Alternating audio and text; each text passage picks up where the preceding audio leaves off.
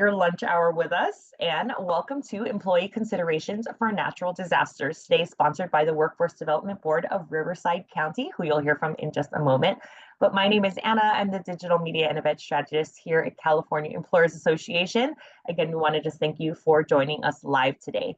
Before we get into today's training, a couple details to go over with you. So as you see, your audio is muted for today's presentation, but as you're already doing so in the chat, lots of opportunities to engage during today's training. If one of the ways you want to engage is by asking questions, you can throw those into the Q&A box or into the chat box at any time. We'll do our best to address them as we go. We'll certainly have time to address them at the end. I'll be here the whole time supporting Mary, our trainer. So definitely give us your questions. And if you have any technical issues, I'll also be watching that chat box, and just please ping me if you have any questions. Handouts will be dropped into the chat box shortly. So again, I will be watching that. So if you have any problems downloading it, just once you see the PDF icon and file name pop up, you can just click on it. It'll download locally to your drive, and just let me know if you have any issues accessing it, and I will be more than happy to troubleshoot that with you. As you saw when you logged on, the webinar is being recorded, and the team over at Riverside County will be reaching out to you once that is available for playback. So please make sure you are active on their email list to be notified when you can access this recording, and also just to be notified for additional resources and trainings like this. So at the end of today, we'll be inviting you to share your feedback by participating in a very brief survey. It is about 5 questions, generally takes about a minute and a half to complete. But the feedback that you share with us in that minute, we genuinely take to heart here at CEA. We also share that feedback with our partners over at Riverside, and we just collectively make sure that we are meeting and hopefully exceeding your expectations with trainings like these. So if you could take a moment at the end, you'll see a slide with a QR code. Once you click out of Zoom, you'll also see a window pop up, a browser window pop up, and all you have to do is click opt in to help us out with that survey. So again, our training today is brought to you by our partners over at Riverside County. We are so fortunate to be joined by Jason Tang, who is the development manager there, to share more about those resources available to employers like you. Hi, Jason. Hello, Anna, and hello, everybody. Welcome to this, our March webinar. We're almost into April, which is crazy to think about. But we love holding these webinars for you who are attending, and promote this awesome HR hotline that is free for all Riverside County businesses to use. It's run by our partners right here at California Employers Association. They are amazing. The number is on the screen right now, so we definitely want you to use it. We will continue to provide it for free for all of you as we see those numbers continue to grow, and it's a wonderful tool. I know I've used it many times myself. But I think today is a very relevant workshop. It's almost been three months since the Palisade fire, and even though, of course, that wasn't here in Riverside County, we all saw crazy images, videos, and obviously probably impacted in some way, shape, or form, especially during the power shutoffs, during the wind advisories. I know I was down for 3 days without power. Right now, there is only one fire burning in Riverside County. It's the Buchanan fire in Thermal, but that's pretty contained right now. But it's not just fires we need to worry about. It's a little dreary today if you're here in Riverside County, and maybe some rain's coming. And so we need to think about flooding, and especially about areas that are in and around the burn scars. So, I think obviously we want to be prepared personally, but also be prepared for what the employee consideration should be from the employer side, which is all about what Mary's going to talk about today. So I'm going to stop talking and let it get back to us. But thank you for joining us, and appreciate our partners here at CEA. Awesome. Thank you, Jason, and your entire team. And a special thank you for the, kind consideration with respect to geographically what you guys, the unique situation that you guys have to deal with basically all across the state of California. But we just want to thank you again for sponsoring this series and everything that you do for employers in your county. So now I'd like to introduce our trainer today. We have Mary Bradford, who is our Senior HR Director. So you are in awesome hands, and I'll give it over to Mary. Great. Thank you so much, Anna, and thank you, Jason, for that introduction. Very glad to be with you today to talk about how we're going to manage these things that come up and how we can help our employees and help our business. Before I get into our content for today, I just want to remind everyone, take a screenshot of this, or of course refer to it in your handouts, but this is the hotline that you want to give us a call on. Monday through Friday, 8 to 5. Anytime you have questions, you want to use this 888 number. You will see some different phone numbers or a different phone number in our presentation. That is CEA's main number. We do ask that you call the hotline number that's specific for Riverside County, just so we can make sure that you're calling into the right number and we know who's calling when you call us. When you do call us, you're probably wondering, well, who am I talking to? And that is the team here at CEA, the California Employers Association. So we are not part of the county, but we partner with the county to provide that hotline to you. And we are an HR consulting company. We're based all over California. We have been here since the 1930s, helping businesses figure out how to manage the HR function, which we know it can be a big challenge, which is why it's our goal to provide you with peace of mind. So if that's when you call the hotline, if you find that you maybe need a little more assistance and you need your own membership, we're happy to help you out with that. We do offer a lot of options for you. Riverside County gives you these free trainings, which are amazing, but we also offer an entire suite of different training and different resources. We can help you with coaching. We can help you with additional compliance solutions if you need it. So take a look at our website. I invite everyone to visit employers.org. You can access all of our newsletters, all of our blogs. That's also a great place to have resources for a lot of California as well as federal forms that you need a lot. So take a look at the website. There are sections of the website that are for members only, and those are individuals that have a CEA membership. But there's lots of things that you can access for free just through the hotline. So we encourage you, visit the website. Love to have you take a look and let us know how we can help you. And final reminder here before we jump into our training today, anytime you call the hotline or anything that I tell you today, please remember we are providing this information for educational purposes because CEA is not a law firm. So we are not providing you with a legal opinion when you call. So if you call the hotline and you say, I've got this employee issue or this wage and hour issue, you want to just keep in mind that it is not an attorney telling you that. It is CEA providing you information. So when you call the hotline, we'll give you as much information, all the resources, just as we're doing today. But ultimately, any of those decisions are up to you and how you want to run your business. We do always recommend that you have an attorney you can call, or at least you have an attorney's number if you ever need them. We do have a lot of attorneys that are listed on our partner page. If you ever do need to consult with an attorney to get a legal opinion, we recommend. Not a bad idea because we are in California. All right, so let's start talking about some of the natural disaster issues that we've been dealing with in California and will continue to deal with in our beautiful state. But really, what's important to remember is that now more than ever, employers really need to know how to respond during a natural disaster. Unfortunately, they have increased. We're seeing bigger issues, different issues, or maybe just issues you haven't had to deal with in running a business or managing employees. And this affects Northern as well as Southern California. I know you certainly had it tough dealing with the Palisades fires that were going on in the LA area.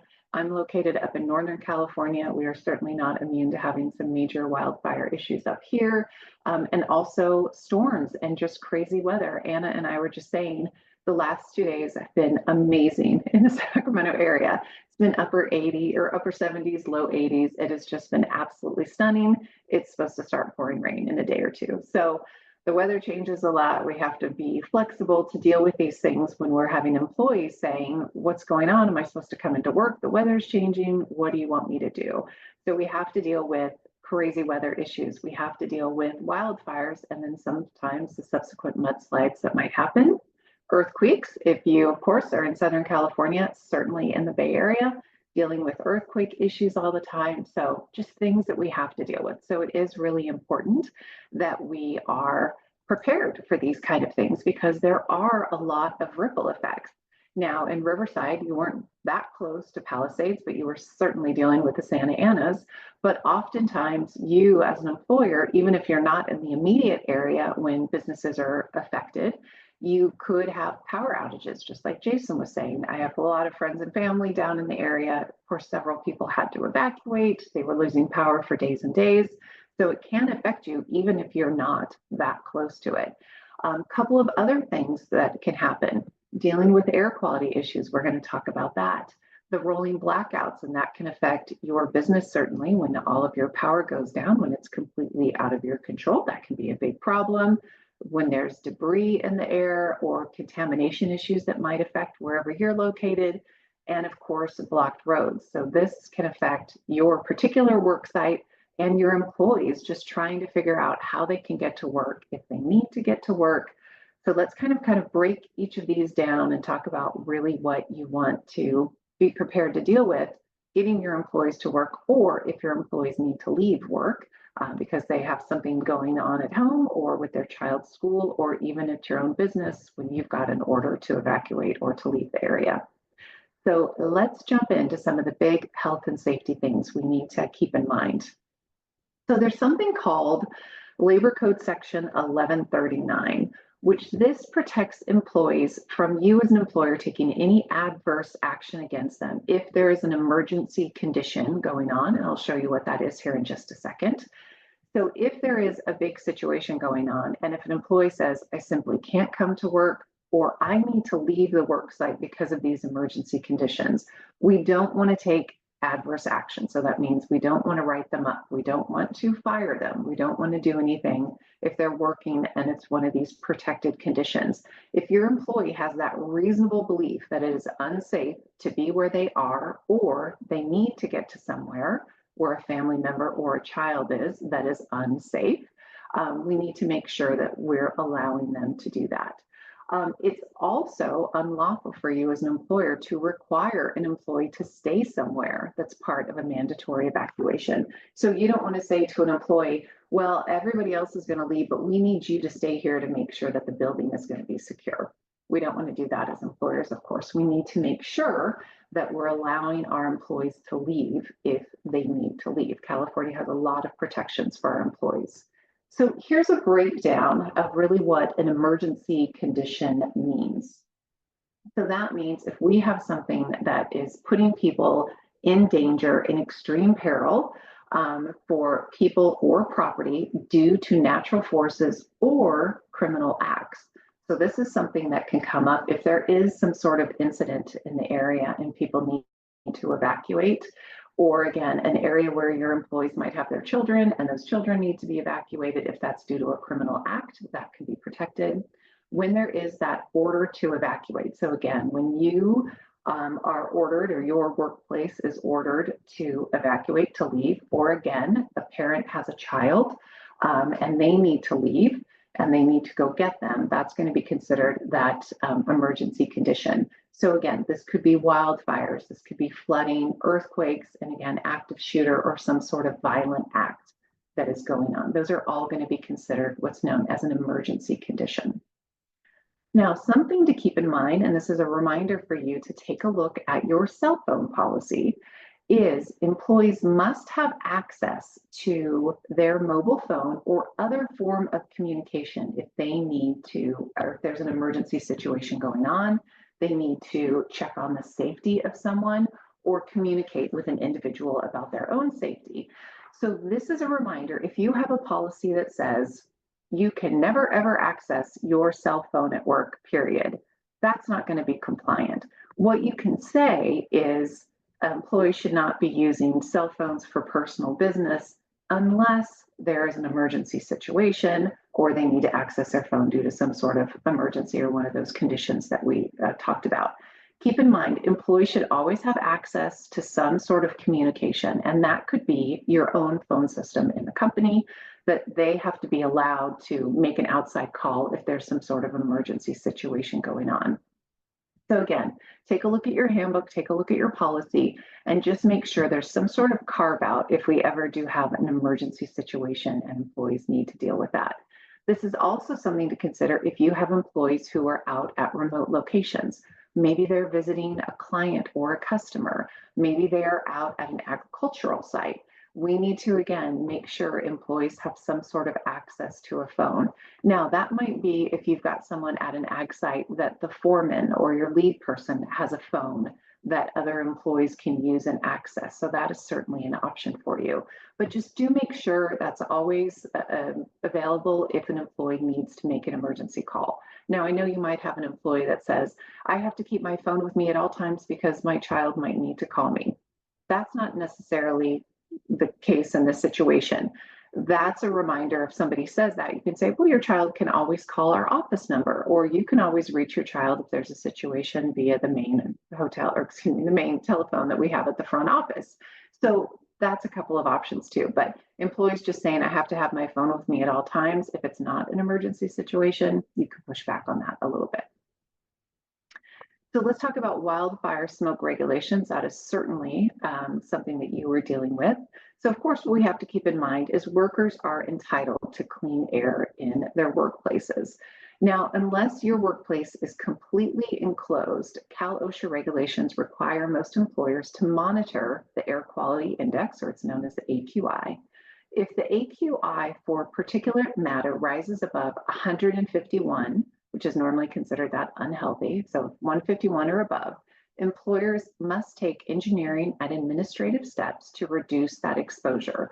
So perhaps that's relocating employees, maybe that's offering respirators, for employees to use voluntarily if they're there.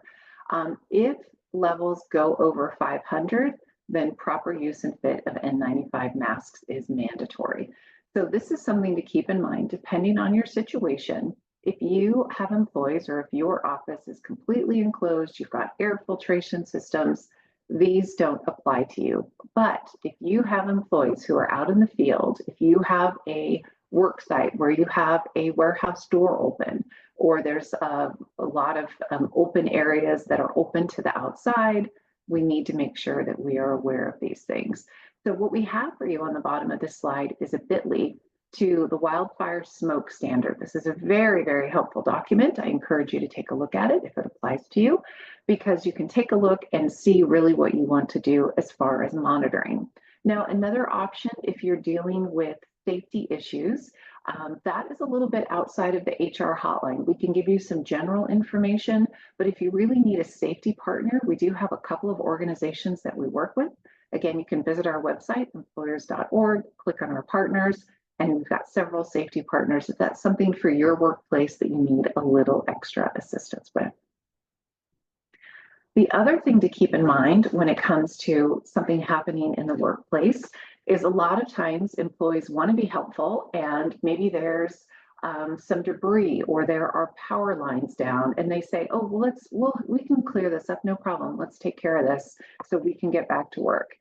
Keep in mind, Cal OSHA has really strong requirements when it comes to cleaning up after a situation.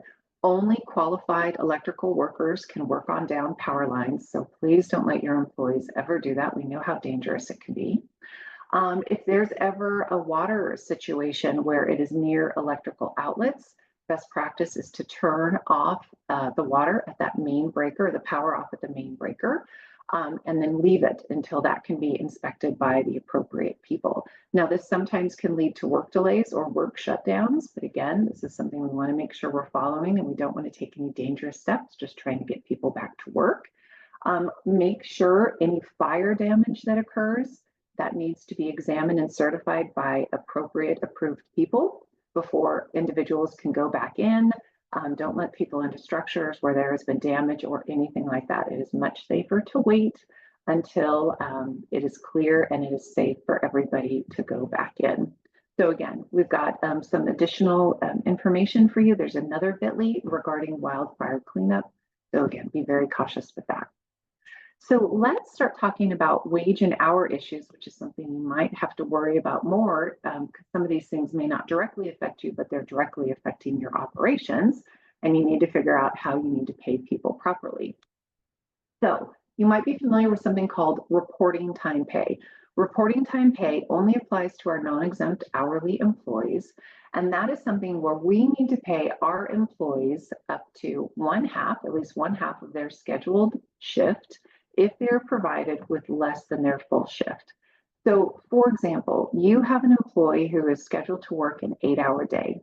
They show up for an hour and you need to send them home because there's just not enough work. Maybe you were waiting for a delivery before you could do an installation. It's not going to show up till the next day. They've only been there an hour. There's nothing else for anyone to do. you say, that's it, we've been here an hour, I'm going to send you home. You are going to owe that individual reporting time pay because they have been provided less than one half of their shift. So if someone was scheduled for 8 hours, you would need to provide them with 4 hours. So it's always a minimum of 2, maximum of 4, but one half of that scheduled shift. Now, of course, if they end up working over 4 hours, say they work 5 hours, then you don't have that reporting time pay requirement. But anytime you as the employer are ending that shift early and you're providing them less than half of their shift, you need to make sure you're paying them that amount. Now, there are a couple of exceptions when it comes to reporting time pay. Now, if the employee voluntarily chooses to leave early, so for example, they're scheduled for an 8-hour shift, and after an hour, you say, you know what, the shipment is delayed. We can have everybody work for 4 hours for a total of 4 hours, or if you want to voluntarily leave, you can do that. And if the employee says, that's okay, I'm just going to work an hour and then I will choose to leave, that's perfectly fine. Then you don't owe them reporting time pay. But you do want to make sure that you note and have the employee acknowledge that they were the ones that were voluntarily choosing to leave early and end that shift early. Now, reporting time pay is also not required if operations can't commence due to some major situation going on. These are often called an act of God, natural disaster. More commonly, though, it's probably public utilities failing. So if for some reason there is a brownout, or if there is some issue, somebody hits a transformer and your block loses power, then reporting time pay is not required. But let me add in also things beyond the employer's control. So again, power shutdown, things that you're not in control of. You as an employer not paying your utility bill and the power gets cut off to your building is not considered a natural disaster or an act of God. So that would be something you would have to pay reporting time pay if it was something specific with your building that you didn't do as an employer. But if it's public utilities failing, again, these acts of God, then you do need to, you don't need to pay that reporting time pay. Now, I want to talk a little bit about weather events because sometimes people misuse the term weather events when it comes to reporting time. If it is just pouring rain and you say, gosh, you know what, it's too rainy, I don't think we should work today, that may not be considered an act of God. If it is flooding, that would be considered an act of God, but just a bad rainstorm may not really apply.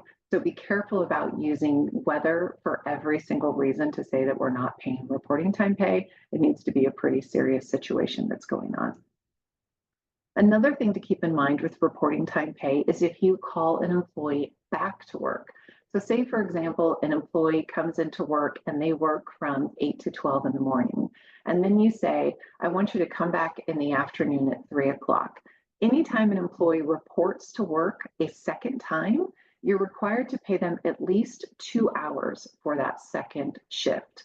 So sometimes employers will say, well, I know you worked 4 hours in the morning and then there was a 4-hour break and I need you to just come back for an hour. Well, they can just come back for an hour, but you still need to pay them for 2 hours. So anytime they come back and it's that second shift, you need to make sure they're getting paid at least a minimum of 2 hours. Another thing to keep in mind is if you have a split shift where people are working those 2 distinct shifts that are separated by more than meal period, there is split shift premium that's required to be paid in California. Now, this is something that you want to make sure you're working with your payroll company or your bookkeeper on, because the split shift premium is based on that hourly wage that your employee is receiving, as well as the total number of hours that they're working. So it's not just a set number that you pay if somebody comes in on 2 different shifts. So there's a couple of factors that go into it. For those of you that are CEA members, we do have a split shift premium table on our website that you can access. But if not, give your payroll provider a call just to make sure that they are including that potential premium in your employees' wages if they are working a lot of split shifts. Another thing to remember for reporting time pay, if you call an employee in on a day that they are not scheduled to work, so say, for example, they work Monday through Friday, but you say, hey, I need you to come in on Saturday at 10 a.m. to help us out with a couple of things. And there's not a specific number of hours that you've told them they need to work. You want to make sure you pay them at least 2 hours of pay. So that's why a better practice would be an employee is scheduled Monday through Friday, that's their normal shift, but you say, hey, we need you to come in on Saturday for an hour from 10 to 11, then you could just pay that hour from 10 to 11. But if you just say, hey, come in at 10 and there's not a defined time period, you want to make sure you pay them at least 2 hours of pay. Another thing to keep in mind for non-exempt employees is the wage theft notice, which, as you probably know, that is a form that's required to be provided upon hire to all of your non-exempt employees, where it talks about wages, paid sick leave, workers' comp provider, etc. But there's something you may not know about that wage theft notice, is that if there has been an emergency declaration issued within 30 days before the employee's first day of employment, you need to make sure that you are including that on that wage theft notice. So that's kind of a little carve out not a lot of people know about, but that is one of those situations where it triggers a little extra paperwork on your behalf, which I'm sure you're probably already dealing with a lot if there's been an emergency declaration, but that is one more thing that you need to do.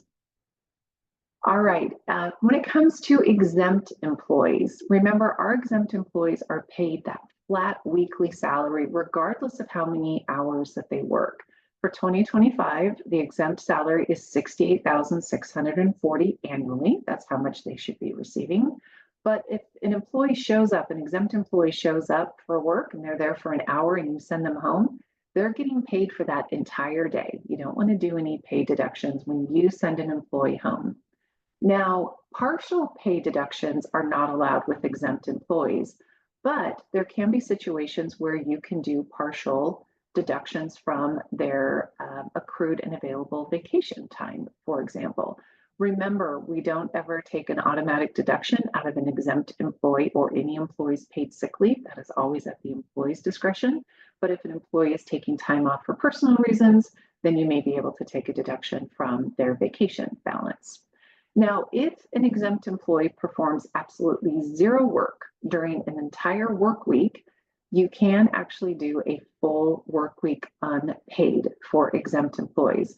But again, that means they don't check email, they don't pick up the phone and do a work-related call, they don't do any work. There is zero work performed for that work week. You can do a work week unpaid. But give us a call on the hotline if that ever comes up or if you need to discuss it. So let's talk about, speaking of paid sick leave, we're going to talk about a couple of leave of absences that might come into play when you're dealing with natural disasters and managing that for your workforce. The first is California paid sick leave. Remember, this applies to all employers in California. You need to provide your employees with 40 hours or 5 days of paid sick leave per year for 12-month period. The use, when employees can use that, is of course for their own covered condition. But remember, paid sick leave is pretty broad and that it can be used to care for child, parent, spouse, registered domestic partner, grandparent, grandchild, sibling, or what's new in the past couple of years is designated person. That means an employee can say to you, I need to take paid sick leave to care for my roommate, for example. My roommate is my designated person. It can be to care for a neighbor. It can be anyone that they say is their designated person, and they need to take time for that. You as an employer can limit it to one designated person per year if you would like to do that, or per 12-month cycle, whatever that is for your paid sick leave year. Another thing to keep in mind new this year is for agricultural employees, they are allowed to use paid sick leave to avoid smoke, heat, or flooding conditions due to a local or state emergency, including when a work site is closed because of those events. So if you needed to close a work site because there was an evacuation order, there was a wildfire near a mudslide, whatever it is, the employee could say, I want to use paid sick leave for this day, and you need to make sure that you grant that to them. So that is a new change for 2025. Couple of things to remember, especially in your area, Southern California, as well as the Bay Area, we have 40 different local ordinances when it comes to paid sick leave that might offer an individual some greater protection or greater time off. So if you have employees scattered all over, make sure that you take a look at those local ordinances. Or if you have employees who are working remotely, perhaps your office is shut down, but you're having employees work from home. Take a look at where they're working, because again, where work is performed are the laws that apply to that individual employee. It's where they're physically located. We do have a fact sheet on this that you can access on our website if you do have employees that are located across the state or in different areas. A couple of other big leaves to keep in mind when we're dealing with these things in California. We have CFRA. CFRA is the California Family Rights Act, and that applies if you have 5 or more employees. And then FEMLA is the Federal Family Medical Leave Act. That applies if you have 50 or more employees. Sometimes these leaves can be used together. So if you're a large employer, oftentimes these leaves can run concurrently. But if you're a smaller employer, even if you just have 5 or more employees, this can apply to you. Keep in mind when we're talking about employees and when we're talking about headcount in general, that includes part-time, full-time, sometimes seasonal. So we need to make sure we're including all of those employees in our headcount. Both of these leaves will give your employees up to 12 weeks unpaid job protected time. So that means that they can have basically up to 3 months of time off, and they need to be returned to their same position. And again, 12 weeks unpaid though, they can use their accrued and available time if they have it. Employees who could be eligible for this, if they need to take it for themselves or for a family member with a serious health condition, a medical emergency that could be increased due to a natural disaster, that can be a qualifying reason. Now, the couple of differences between these two laws, they both have this provision that an individual has to have worked for you for 12 months. It does not have to be 12 continuous months. So if they worked for you 8 months 2 years ago, and then they've worked for you 6 months recently, that is 12 total months of service. But in the past year, or in the past 12 months, they have to have worked 1,250 hours. So both of those laws require that. FEMLA is a little different in that it says you have to have 50 or more employees within a 75-mile radius of that employee's location in order to qualify for FEMLA. So you might be a FEMLA employer in that you have 50 or more employees, but if you don't have a specific work location that has 50 or more employees, maybe you have 3 different offices scattered across the state that only have 20 employees each, it's possible your employees wouldn't qualify for FEMLA. So anytime an employee is asking you for time off, you want to make sure you're taking a look at all of these different factors to determine which leaves they're eligible for. CEA does have a very nice toolkit that deals with leaves of absences that kind of takes you through a checklist to determine what leave somebody is eligible for. It also has links to all of the forms that you need, which there are quite a few forms when it comes to LOAs, as you probably know. So for those of you that are CEA members, you can access that for free. But if you're not a CEA member, we still have this available for purchase on our website. So I encourage you take a look at that. If that's something that you need, you can download it. It's sent to you as a PDF. So it's a very handy tool to have in managing those leaves of absence. Another one that might come up for you is school activity leaves. And this applies if you have 25 or more employees at the same location. So at this employee's location, it allows your employees to participate in activities at school or a licensed daycare facility. And this goes from K through 12. So this is a wide range. Or where it might come into play when we're dealing with a natural disaster, if you have to care for your child, if that school or that daycare is closed. So if a daycare needs to shut down because there's evacuation or fire danger, and your employee needs to go pick them up and care for their child, they've got the school activity leave protection if you're a larger employer.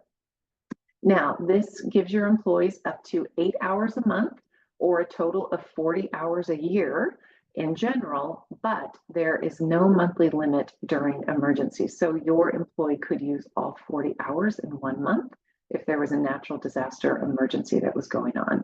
Now, you as an employer can require your employees to use vacation during this time if you would like, because again, remember, it's just protected unpaid time off, but you can say, well, you're required to use vacation during this time.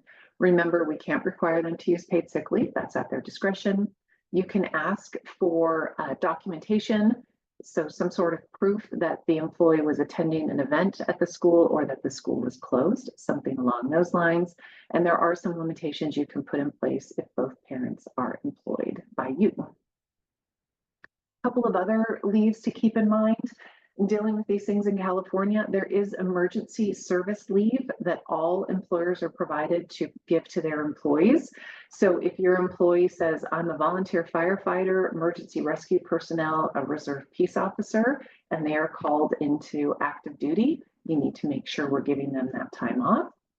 If you're a larger employer, if you have 50 or more employees, you have to give your employees up to 14 days per calendar year for law enforcement, emergency rescue, fire training, those kind of things. If you have an employee that's part of the Civil Air Patrol, that applies if you have 16 or more employees, they get up to 10 days of unpaid leave. Civil Air Patrol, if you're not familiar with them, those are the individuals that will fly into areas that could be due to wildfires. It can also be when people are missing, when they're doing search and rescues. That is the Civil Air Patrol. If you are an employer that has 5 or more employees, you of course fall under FEHA, which is the Fair Employment Housing Act, which is managed by California Civil Rights Department. And if you have 15 or more, that's ADA, that's the American with Disabilities Act. And those are other accommodations that you might have to grant to your employees. If they say, I need some time off for this, you always want to have a discussion with them, do that interactive process to find out how much time they need. And of course, you've got your own policies to take a look at. Maybe you have a personal leave of absence policy or a vacation policy. Remember, if you have a PTO policy that combines your vacation and sick, you need to make sure that you're following the requirements of both of those leaves, vacation and paid sick leave in California. So let's talk a little bit about what you might need to do if you have to do a furlough or perhaps a temporary shutdown in dealing with some of these issues that come off. So let's take a look at the differences here between a furlough and a layoff. So a furlough is really an unpaid leave of absence. This is with the intent to bring employees back. So maybe it's that you say we need to do a furlough for a week due to business operations, or maybe we need to shorten the work week because of business operations. Normally it's for a set period of time, but it can be open-ended. So for example, if you say for the next 3 months, we're only going to be able to work 3 days a week, we have to shorten our business operations, that it would be considered a furlough. Many employers will continue group health insurance during this time. I would double check with your carrier and work with them closely if you do need to do a furlough to find out what your responsibilities are as an employer. So that's kind of our furlough. Our layoff is a separation of employment. That is you as the employer saying to the employee, I'm ending the employment relationship. And this is when you have no intention of employees returning for a very long period of time. So this is when you're going to process that as a termination, take care of the final paycheck, of course, and provide them with all the termination forms that are required. And then COBRA or CalCOBRA will kick in because those healthcare benefits are going to end. So those are the two differences. So let's talk about furloughs and reductions of hours, which is probably what you would be dealing with the most. This is really an alternative to a layoff. This is you as an employer trying to keep people employed, trying to keep the business going as much as you can, but you're reducing the work hours or the work week, whatever it is. So for example, you might say, we're going to do a furlough every Friday for 60 days. So we're just going to do 4-day work weeks for the next 60 days, or we're going to reduce our hours during the summertime because that's our slow season or some sort of other business operation is going on. The idea here is that your employees remain on the payroll. They're still going to get paid whatever is appropriate based on the hours that you're shutting down or reducing it. It's possible in these situations, maybe some employees are excluded. Maybe this only is affecting certain groups. And it can apply to exempt employees, but remember, we don't want to jeopardize their exempt status. We need to make sure they're still meeting that salary requirement as well as those duties, responsibilities. So be very cautious with that. Something to keep in mind with furloughs, though, is we have to look at how you're setting it up. When it's a longer furlough that's going to last, for example, more than a couple weeks, more than a pay period, you really want to process that as giving them a final check, paying out that accrued vacation, because what's happened in the past, sometimes employers will hold on to that vacation when there's an extended furlough. The labor commissioner has seen that as trying to withhold those funds. So we want to be careful with that. So when it's a longer furlough, say for 2 weeks or something like that, it is an unpaid leave of absence, but best practice is to give them some of these forms. You want to make sure you're giving them the 4-year benefit brochure, which is the 2320, that talks about unemployment, talks about disability, it talks about a lot of the EDD programs. You'll also want to make sure you give them the appropriate COBRA notices if you are ending healthcare. Again, work with your provider on that. And then again, possibly that final paycheck, as I mentioned, but I've got another slide for you on that in just a second. Benefit coverage. You may or may not need to continue it, again, depending on what your plan is, depending on the reduction in hours. So again, work with your carrier closely on this to find out what the best practices are, what they recommend. They might also be able to provide you with some information and certainly some COBRA notices if that's something that's going to apply to you. But this is also where you want to make sure you've got a good communication plan in place for your employees. This is a good reminder that once a year you should be checking in with your employees and say, hey, this is the information I have for you. Is this your current cell phone number? Is this your current address? Is this your current emergency contact? Just to make sure you have the most up-to-date information and contact numbers so that when you do need to call them back from a furlough, or if there's changes, you can make sure that you can get in touch with them as soon as possible. That's always a best practice. So here's the final pay requirements I was mentioning about furloughs. If it's going to extend beyond your next pay period or more than 10 days, you want to treat that furlough like a termination, again, for purposes of their pay. So that means you should pay them any accrued and unused vacation, make sure they have any of those wages that are due to them. Because again, if you withhold any wages or money that's due to an employee, you can be subject to what's known as waiting time penalties. And a waiting time penalty is that you would owe an employee 1 extra day of pay up to 30 calendar days. So it gets to be pretty expensive, which is why we want to make sure we're being very proactive and we're checking on that timing, and when in doubt, pay it out. It's always your safest bet. Now, something else I wanted to tell you about, you may not be familiar with this. It's actually something I've used personally at a former employer that I worked with. It's the work sharing program through the EDD. Basically what this is a partial unemployment program that you as the employer can help manage. This can really help you minimize laying off employees. It makes it much easier for the employees to kind of deal with these furloughed or these reduced hours that they might be dealing with. It can help just keep your business operations up and running, which is wonderful. It does cause a little bit of extra paperwork for you, though, I will warn you, but it really wasn't that cumbersome when I had to do it.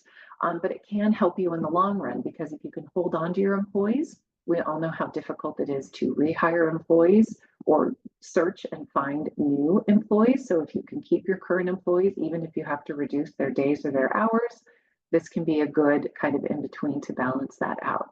So for example, if you're reducing your payroll by 20%, and that unemployment insurance can pay part of the difference in wages to employees. So it does give them a little bit of a balance as they've got their hours reduced, they've got the wages coming from you, and then they've got partial wages coming from the EDD.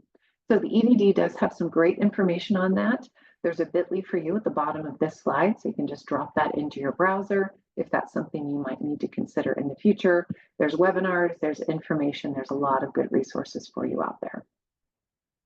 Now, here's what you need to do when you're thinking about this work sharing program. It can all be done online, so it's very user-friendly for you, but you as a business need to apply to participate in this work sharing program.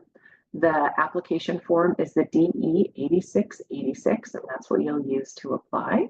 It goes for a 12-month period. And the idea behind this, again, is that you're going to keep your employees working. You're going to be paying them the wages that they're earning while they're working from you. The EDD is going to make a little bit of that difference up to help get them through. You'll continue the healthcare retirement benefits are under the same conditions. The only con, as I mentioned before, there is a little bit of paperwork for you. It can affect your unemployment insurance premiums, but if you haven't checked lately, it's possible you're already at a higher level for unemployment insurance. A lot of employers are. But again, it could pay off for you in the long run if you're able to keep your employees, keep kind of a healthier work environment, letting your employees know, hey, we're looking out for you. We're trying to do this work sharing program. while we get through this tougher time. So there's a lot of good options for you there.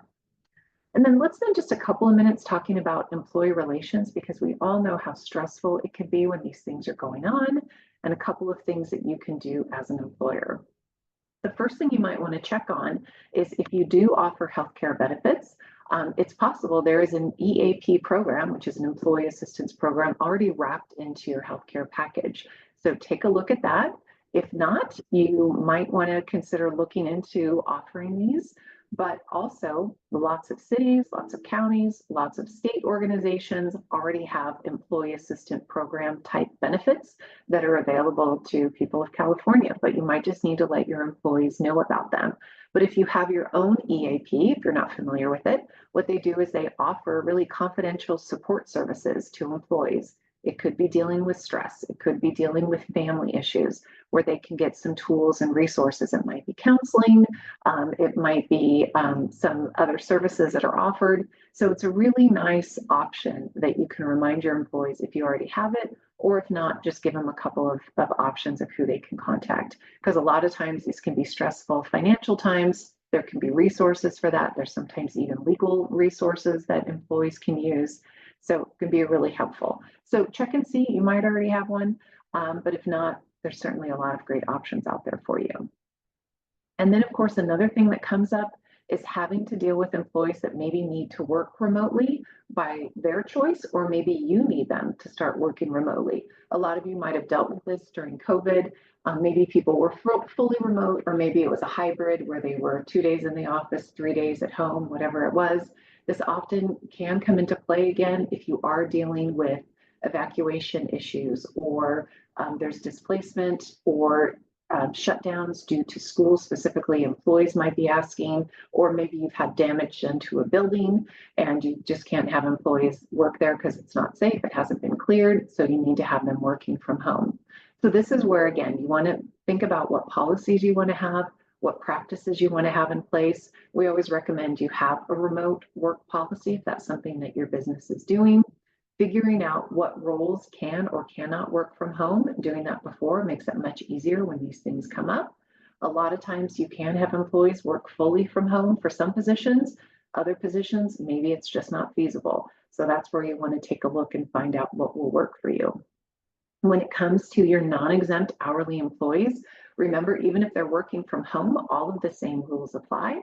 That means they need to get rest breaks. Even if they're sitting at their dining room table, they still need to get rest breaks. They still need to take their meal period. It still needs to be taken before they've completed their 5th hour of work.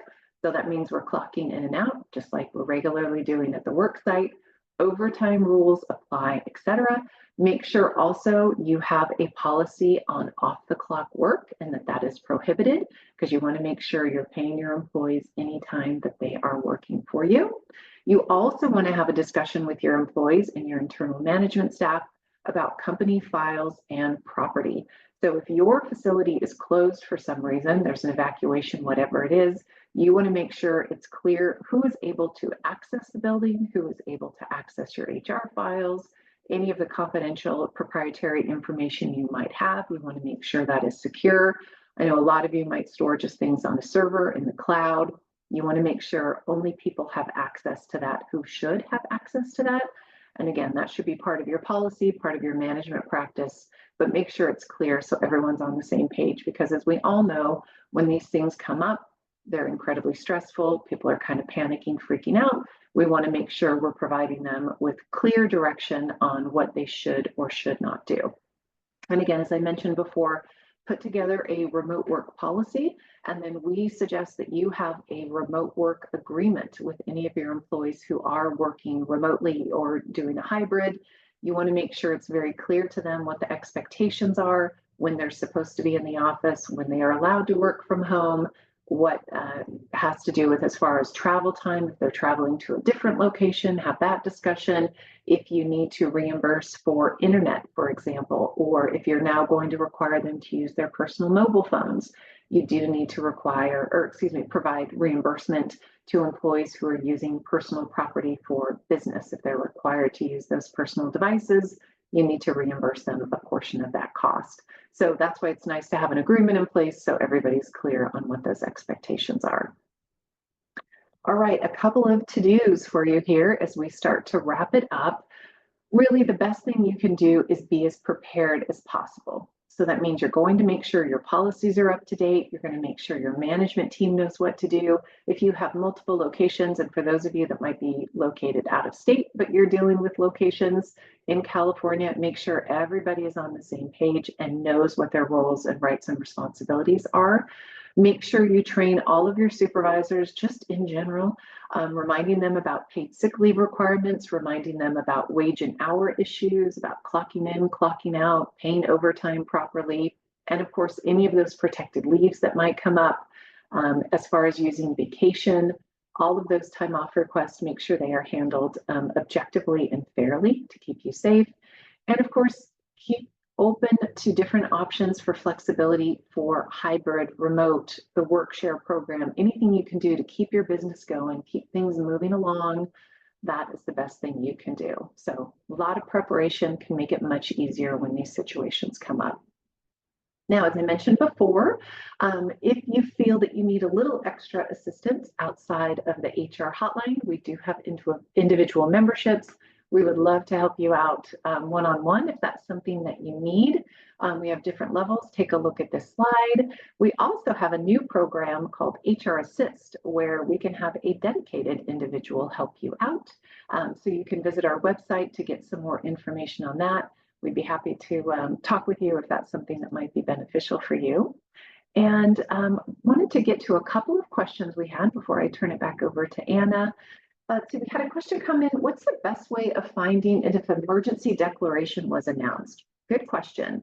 So there's a couple of different things that can come into play. We always recommend that you check with your county, your city or county website. They will list if there's an emergency declaration. FEMA will also list emergency declarations across the country and within the state. So that is an option for you too. Often also California has their own division of FEMA. They will list when there are emergency declarations in place, but oftentimes you'll hear about them on the news. Certainly the local news will talk about those things. And so I just recommend, follow your city or county so that they can provide you if you have any other information. And let's see, we had a question come in about employees working unauthorized overtime. Keep in mind, so say for example, you've got someone working from home and you realize that they're working unauthorized overtime. Maybe they're supposed to work an 8-hour day and they worked 8.5 hours, or the other option is they're supposed to work 8 hours and they're working more time, kind of that off the clock. That's why it's really important for you to have good policies that clarify for employees that they need to only work the hours that they've been approved to work. But if an employee does work unauthorized overtime, if they're working off the clock, you do want to pay them for that time. So they were working for you, that means they need to get paid. But that also means you can remind them and coach them on what your policy is. And if it's appropriate, they can be written up if they continue to violate your policy. But you do want to remind your employees they need to record their time and they also need to only work time that has been approved. So have that coaching discussion, make sure that they are following those guidelines, because it is very important that we're always paying our employees appropriately. And I think I am all caught up, Anna, so I am going to move it to our next slide for the survey and turn it back over to you. But thank you everyone so much for your time and attention today. I appreciate it. All right, good training. Thank you. Thank you for those questions, two really thoughtful questions. As I, excuse me, allergies. As I mentioned at the top of the hour, we are asking you to share your feedback on today's training. This is where you can also request what you'd like to see more of. So if you click through to that QR code on your screen, also once you click out of Zoom, a browser window should pop up with an invitation to opt in. All we need for you to do is click and it'll take you right to that survey. But this is where you can share what you thought about today and then what you would like to see moving forward. So this is the best way for you to do that. Also, if you are joining us for continuing education credits today, those are going to be in the chat as well as on the screen. HRCI code today, 699311, SHRM code 25-SJK29. As always, you can reach out via email, ceainfo@employers.org, or please call into your HR hotline. And we are so happy to help you redeem those codes and offer guidance on how to make sure that you are certified or recertified with those organizations. Again, we want to thank Riverside County and the entire team there, Jason and his team behind the scenes for sponsoring today. And I did drop the next training into the chat. If you have not been following on the chat, I've been trying to help Mary, support Mary with those links that she was mentioning. So definitely head over to the chat and click onto those so that they open up in your window. But the next training is April 23rd, state interviews as a retention tool. That's a really, really great training that we're excited that they chose for you all. So thank you again, Jason.